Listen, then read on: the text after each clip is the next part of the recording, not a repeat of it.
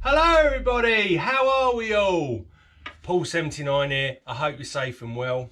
Hope you've all had good weeks. I've had a pretty good week, yeah. Busy, work's busy, home life's busy, car building. I've done some car building, so you'd be pleased to hear. Still very hot here in the UK. Got the old pool out. Not wearing my swimming trunks just yet because it's only 9 in the morning. But no, things are going well. So yeah, I've done some car work. You'll be pleased to hear. I've actually been making another fake engine cover, right? So this is a bit of fun, but what I like to do is when you open the boot of these cars, there's a big gap, obviously, because it's a boot.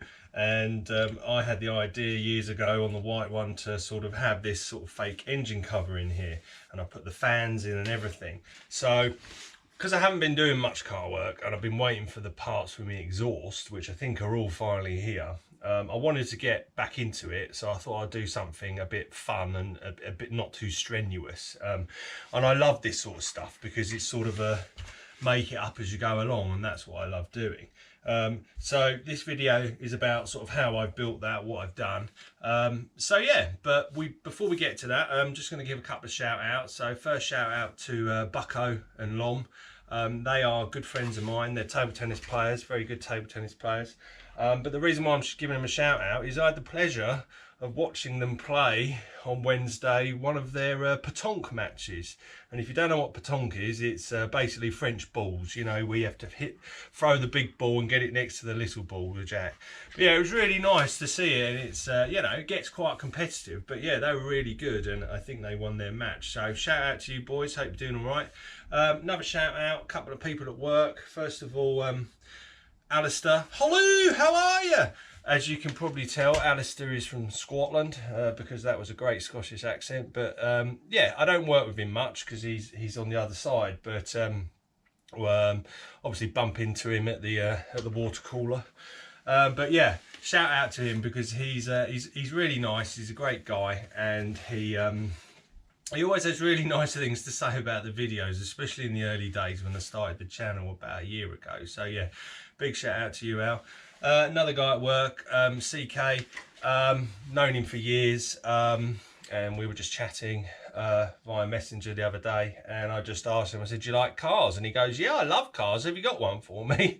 And I said, no, I haven't, but you might be interested in the channel that I've got and the things that I do to cars. So big shout out to you, CK. Anyway, right, let's get on with some car stuff. See you in a bit. Bye. Right, so here it is. I thought I'd better get this on film before I finish it, so you can sort of see how I've done it. So like I said, it's a bit of fun. It's not essential to the build, but I've done it on the white car, and this time I thought I'd modify it a bit further and make it a bit more practical. So what I get one of these.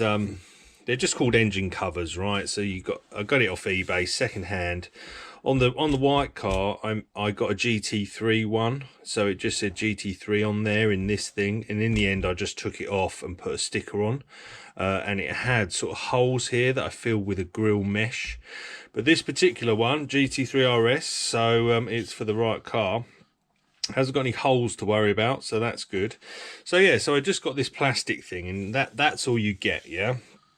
Now, I might try and paint it black afterwards, so it looks nicer, but I'm just a bit worried about getting the badge sprayed, you know, accidentally getting paint on there. But anyway, I might just sort of put some of that plastic trim on here. So I'm trying to protect it, right, without damaging it too much while I build it. So what have I done here? So what I've done is I've just got a plastic piece of,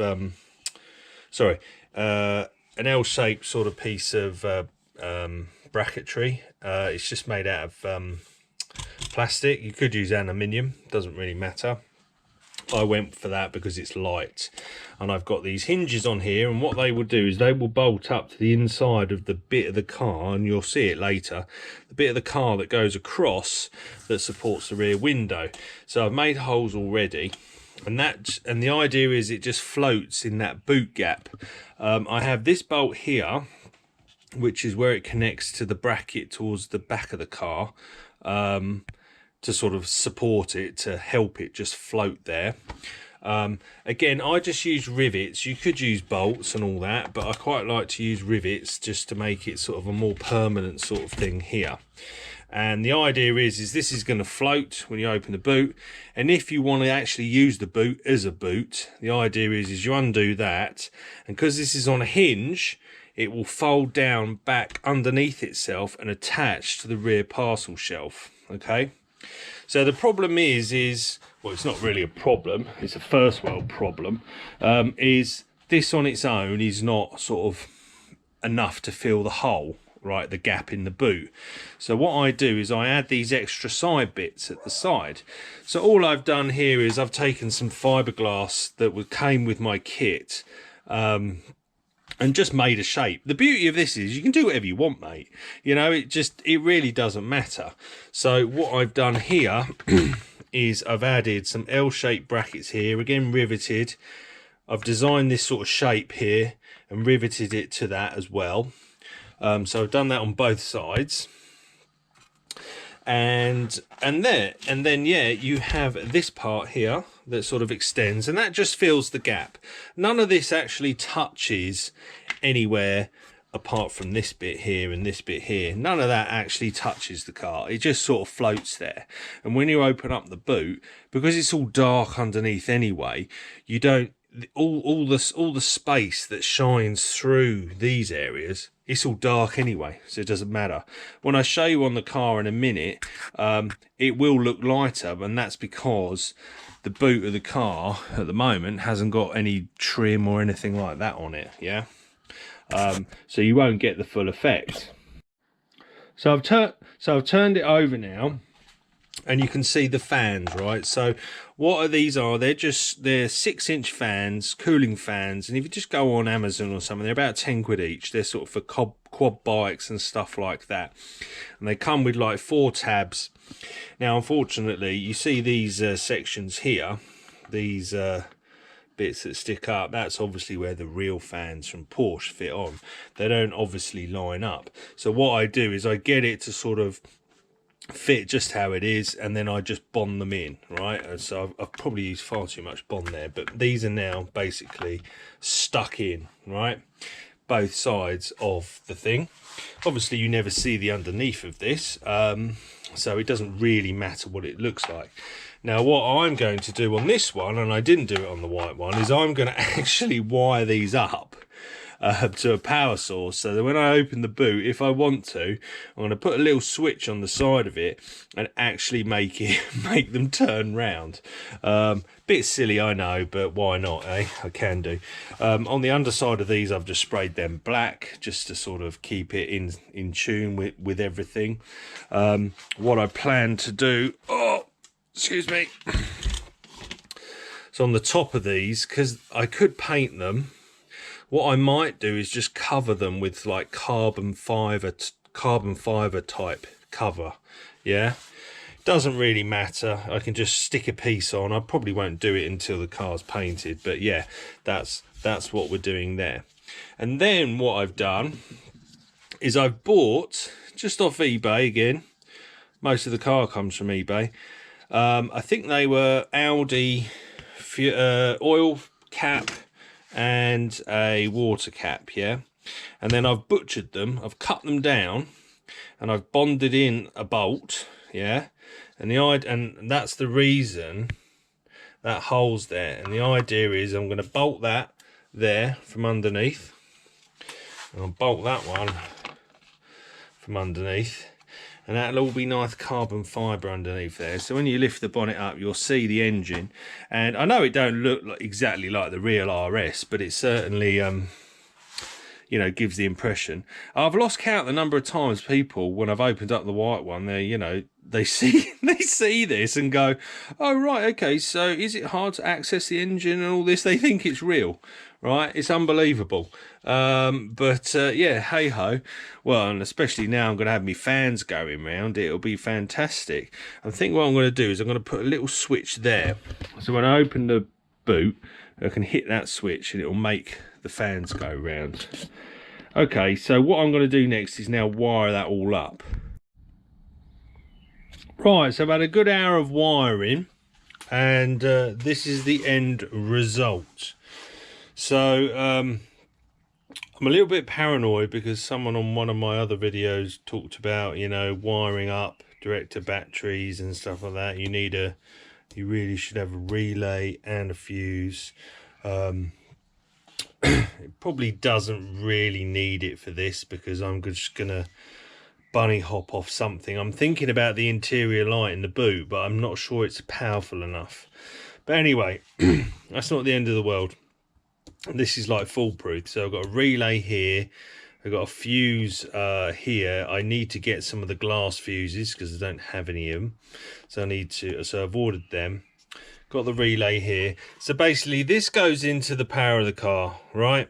And then what we have is lots of wires. I know it looks a bit messy, but I've tried to make it as neat as possible. Got the two fans, they're all wired up here. This wire here that goes out here, these three wires are for the switch. So I'm going to put something like this in, but this one's broken because I've lost a peg. Yeah, so I've ordered them as well, but the idea is that will go on the side. So if I want to turn the fans on just for a laugh, I'll just flick that switch, hopefully. So I've now got to wait for Mr. Jeff Bezos and Amazon to turn up with my bits and bobs. Right, so it's a couple of days later, and Jeff Bezos has brought me my switches. So I went for these, right? They're actually pre-wired, right? So that's good. Just a simple on-off. And the reason why you have two lives, basically, one actually powers the little light that goes on the switch. So we can see here, I've got my switch. Made that hole bigger, just pops in. If I turn this over now, all the wiring is now completed. So you can see here, here's my switch with the wires. That goes into there, that connects up to all the relay. I've got my fuse in there. So I bought a selection of fuses. I didn't want to have too much of a big load fuse, so a 3 amp one was perfect. So I've got a 3 amp fuse in there. That's how I connect it up to the power.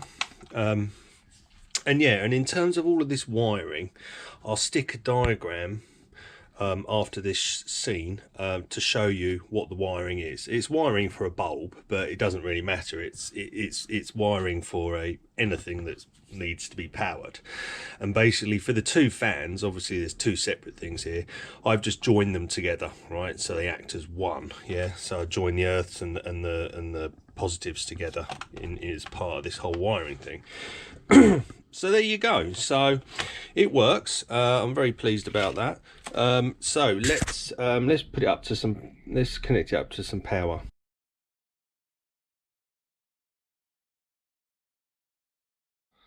So I've got this wire, right?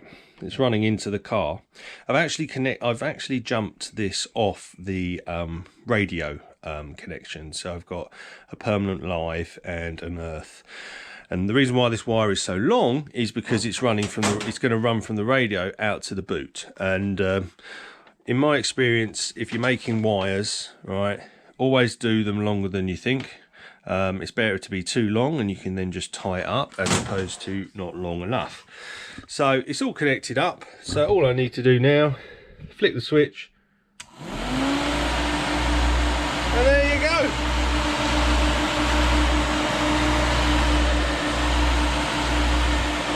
Bit noisy, but it does what it's meant to do. And the light's sort of slightly on the switch. Turn it off. Job done.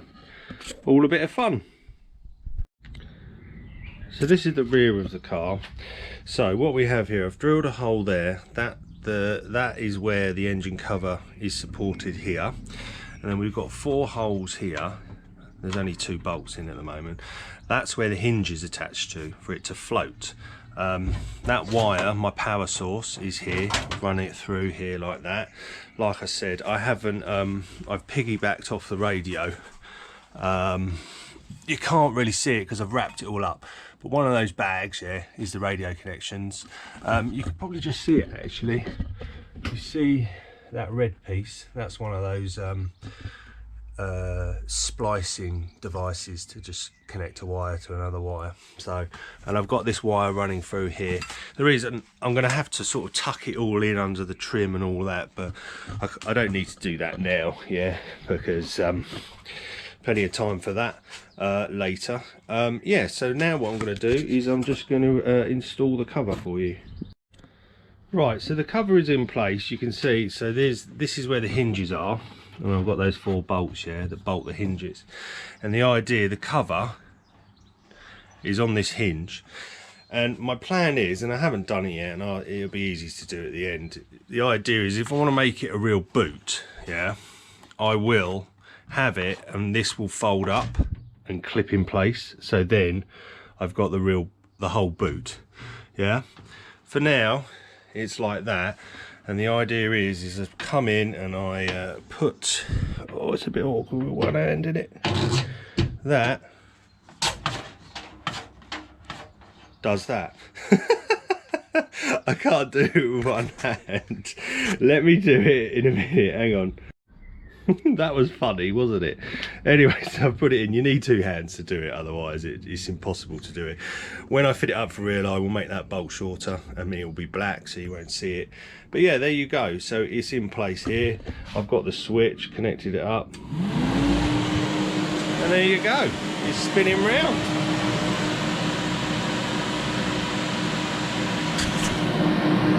Job done.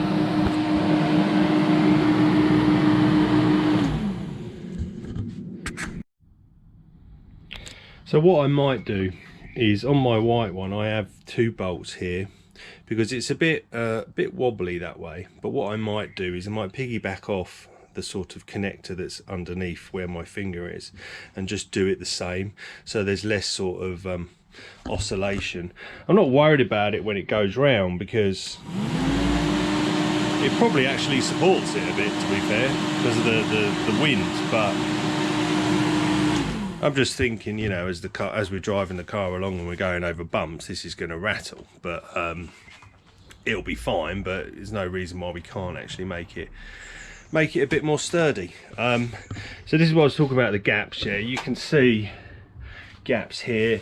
You can see it's sort of quite light, but you see when this is all fitted back for real, all underneath here will be dark, yeah, because it's got black carpet. I also put a boot liner in here, a plastic one, and because I haven't done anything with like this area or pulled the bottle forward like I did, like you could do on the earlier Boxsters, I can put one of those pre-made plastic boot liners in as well, because water will get in here every now and then, and if it's just falling onto plastic, then it's good, it'll just dry out. But yeah, that's it. I hope you like that and found that a bit useful, a bit fun, isn't it? See you later, bye. So there you go. So that's another job done, or jobbed. Sorry about that. And yeah, so that's done. That's ticked off the list. Oh, I'm losing it.